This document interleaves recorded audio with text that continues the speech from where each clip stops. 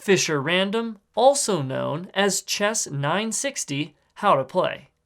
The rules are the same as regular chess except for these changes. For a refresher of those rules, check out this video. During setup, place the pawns in their regular positions, but randomize the back row of one side with the following restrictions. The king goes between the two rooks.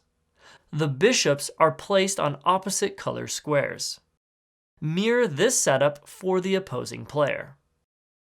A player may castle once per game under the normal chess rules by moving the king and rook to the same spaces they would go to in normal chess.